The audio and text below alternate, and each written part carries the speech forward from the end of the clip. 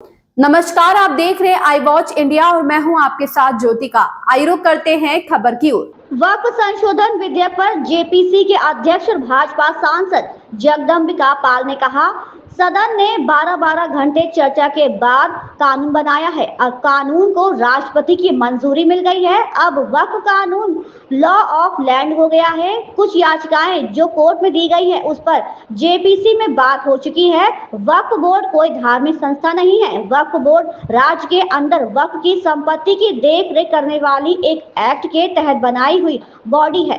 इसका फैसला कई बार अलग अलग जगहों पर हो चुका है। 2010 में भी सुप्रीम कोर्ट का फैसला हो चुका है। आज तक सभी फैसले जो सुप्रीम कोर्ट या हाई कोर्ट में हुए, सब में कहा गया कि ये धार्मिक बॉडी नहीं है, ये एक कार्यकारिणी निकाय है जो एक तरीके से रख रखाव करती है। देखिए, कानून पार्लियामेंट ने बनाया 12-12 घंटे चर्चा के बाद, और अब उसको महामहिम राष्ट्रपति की मंजूरी मिल गई है। अब वक्फ कानून लॉ ऑफ द लैंड हो गया है, लेकिन उसके इंटरप्रिटेशन करने का अधिकार माननीय सर्वोच्च न्यायालय को हो। माननीय सर्वोच्च न्यायालय में कुछ याचिकाएं दाखिल किया था पिटिशनर्स ने कि साहब ये अनकॉन्स्टिट्यूशनल है, या हमारी धार्मिक स्वतंत्रता पे हस्तक्षेप करता है, या वक्फ बाय यूजर खत्म होने पर हमारी मस्जिदें चली जाएंगी, या इसमें डीएम की क्या भूमिका होगी, या वक्फ बोर्ड में नॉन मुस्लिम्स क्यों रखे जाएं।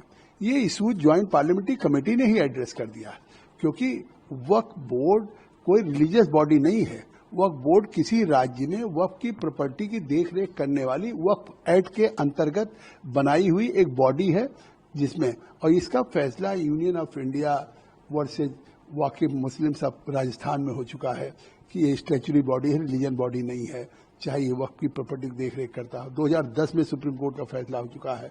दिल्ली वर्सेज शाह मोहम्मद में हो चुका है। तमिलनाडु वर्सेज वक्फ बोर्ड में हो चुका है। कर्नाटका वक्फ बोर्ड वर्सेज नजीर अहमद में हो चुका है।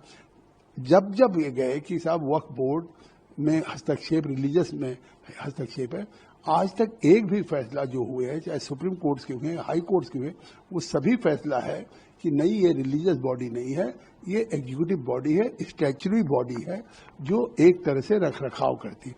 तो ये सेटल हो चुका है। दूसरी बात, कलेक्टर और अगर डिस्प्यूट है वक्फ बोर्ड की प्रॉपर्टी में, तो उसका फैसला आप कलेक्टर से ऊपर सेक्रेटरी या कमिश्नर रैंक का करेगा। फिर वही सवाल अगर पिटिशनर की तरफ से सिब्बल या अभिषेक मनी सिंह भी उठा रहे हैं, वक्फ बाय यूजर में हमने रिट्रोस्पेक्टिव खत्म किया है। अमेंडमेंट में केवल प्रोस्पेक्टिव है। अगर पुरानी मस्जिद, खानका, कब्रिस्तान या है, वहां पे अगर नमाज पढ़ी जा रही है तो वो वक्फ की रहेगा। ये देश को गुमराह कर रहे हैं। ये जो विरोध हो रहा है सियासी तौर से हो रहा है। आज भी वैसे ही कहते हैं, कांग्रेस पार्टी कहती है अनकॉन्स्टिट्यूशनल है। आपने अनकॉन्स्टिट्यूशनल क्यों नहीं साबित किया? आखिर सुप्रीम कोर्ट के सामने केवल इन बिंदुओं को उठाया, बाहर कहेंगे अनकॉन्स्टिट्यूशनल है, हमारी धार्मिक स्वतंत्रता को हस्तक्षेप है। इसीलिए सुप्रीम कोर्ट ने सुना, कोई रोक नहीं लगाई, कोई इस कानून को उन्होंने नहीं रोका। बस केवल एक सरकार को उनके जवाब को सुनने के लिए 7 दिन का समय दिया है, और 73 पिटीशंस हुई हैं। तो उसमें दोनों पक्षों को कहा है, चाहे वक्फ के फेवर में, चाहे वक्फ संशोधन के या विरोध में, 5-5 वकील निर्धारित कर ले, जिससे कि फिर 7 दिन सरकार का, 5 दिन को। तो साफ है कि जो एक इंटरप्रिटेशन और समीक्षा करने का अधिकार है, उसके अंतर्गत सुनवाई कर रहे हैं।